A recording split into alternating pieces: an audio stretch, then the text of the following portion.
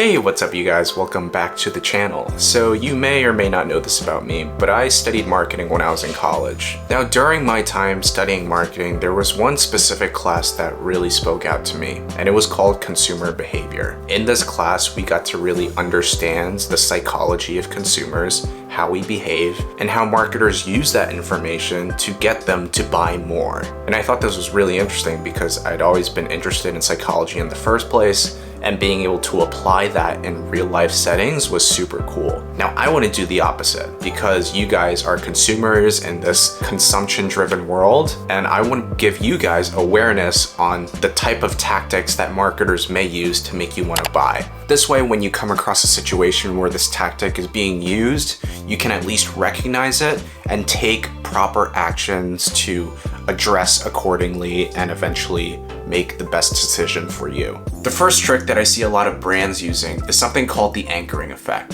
Now I could just tell you the official definition of anchoring, which is a cognitive bias that allows you to rely too heavily on a first piece of information when given about a topic. Or I could just give you an example, which I think would make it much easier to understand. So the example we're going to use is Steve Jobs when he actually introduces the very first iPad. During the conference, there's a lot of speculation about what the price of an iPad could be. So the first thing that Steve Jobs does is provide a number on what many industry experts and pundits thought the first iPad cost would be. If you listen to the pundits, we're going to price it at under $1,000, which is code for $999.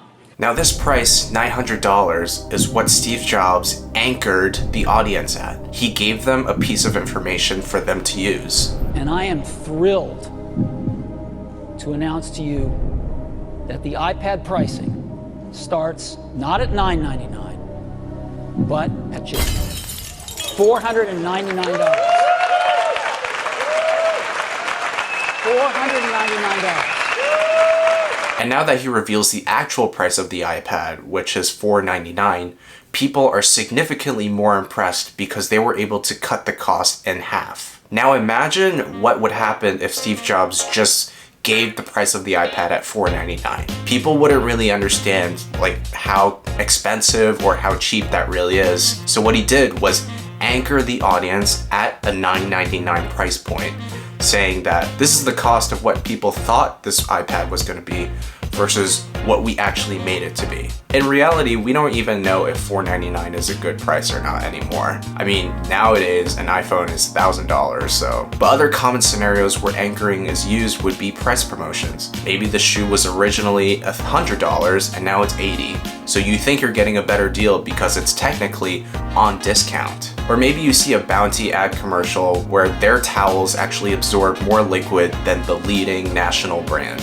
Anchoring is so effective because it allows brands to give sort of like a comparison point as to how their product or service compares to whatever example that they're trying to use. As a result, anchoring can definitely affect your decision making and make you think that you're getting a better deal than you actually might be getting. So how do you counter the anchoring bias? You just simply need to gather more information points. So let's say you see a shoe on sale for $80 instead of $100, but maybe now you could check online and see how this shoe sells at other retailers. Maybe another place sells it for $90, then you might actually be getting a good deal. But if there's another place that sells it for $60, then 80 isn't that impressive anymore. So to counteract anchoring bias, you want to gather as much information as possible so that you can make a more informed decision.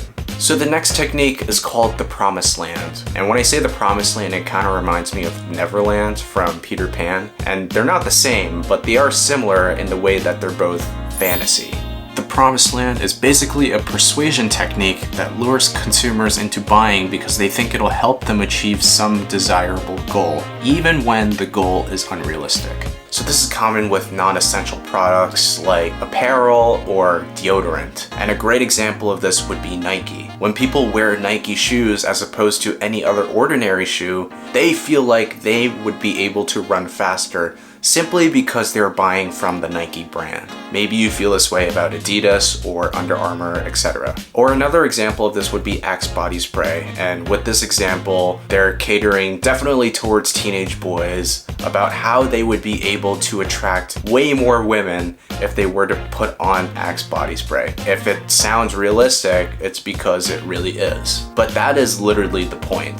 The point of the Promised Land is to make people purchase out of emotion because they think this certain product or service will help them reach the next level, whether it is help them become a better athlete, maybe become more attractive, more charismatic.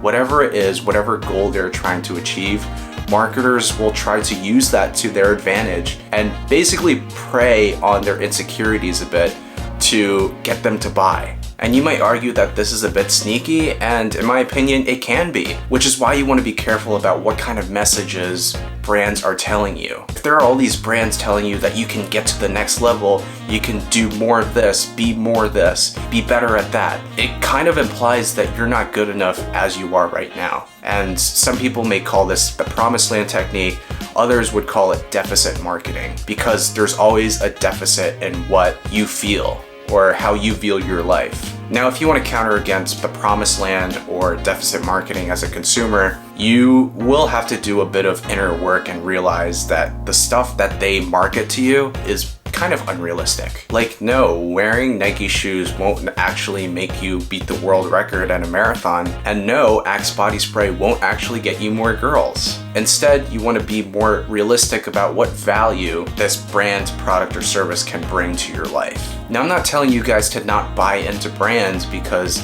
brands are a sign of trust that people have put into over the years. A brand can ensure loyalty and perhaps a consistency in quality that you may not want to compromise on. If anything, buying into a brand may actually help you gain the confidence that you need to achieve whatever you want in life. So sure, buying Nike shoes may not mean you're actually going to break a world record, but it might mean that you're gaining the confidence to hit another personal best. As for Axe, maybe you will smell a little better, or I would just recommend taking a shower every day and that'll do you a lot. Alright, this last one is probably more common and you guys probably are more aware of this one, but this one is called social proof. Now, despite America and Western society being super individualistic, it's kind of funny how much we care about what other people think of us. We want to wear certain brands or we want to use certain brands because sometimes we think other people think they're cool. And it's very rare to see people wear brands that people actually frown upon. Like, Skechers probably makes decent shoes, but because people can't shake it out of their heads that Skechers is like this brand for kids or like light up shoes, I'm unsure that a lot of people actually wear them and think they're actually cool. Forgive me if I'm wrong though. Truth is, the way other people think about a certain brand will ultimately influence you and your decision making on whether or not you want to buy from them. And this isn't necessarily a bad thing. I think it's more of an evolution mechanism.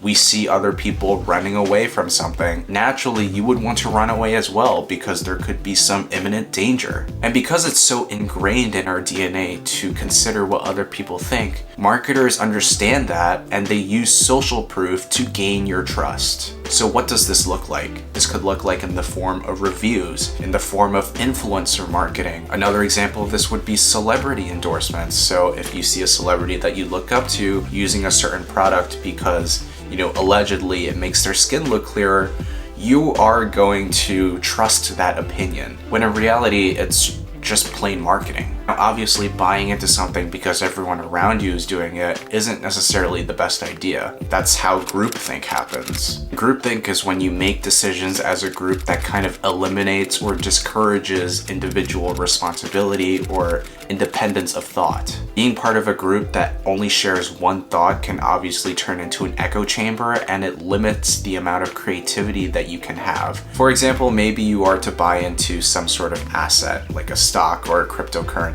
because everyone else is doing it, and you haven't actually done the proper research to evaluate whether or not this is a good investment. But you do it anyway because you trust other people. Then sometime later you realize that the stock has dropped in value significantly and you start to kick yourself because you're like, damn, why did I listen to my friend? So if you want to prevent social proof from influencing your decision making too much, you obviously want to do your own research and value independent thought. It's important to gain a level of self-awareness and realize, if you are unsure about something, You're not going to jump into a decision just because everyone else is doing it. Use your best judgment by collecting as many research points as possible, using your own decision making. Like, of course, this requires some level of confidence in your decision making skills and critical thinking. You want to take responsibility for your own actions and make sure that if you lose your money, you only have yourself to blame. So anchoring, the promised land, and social proof are only a few of the many different techniques and tactics that marketers may use. There's definitely a lot more, but I hope this video gave you some clarity and awareness and the ability to detect whether or not this is happening to you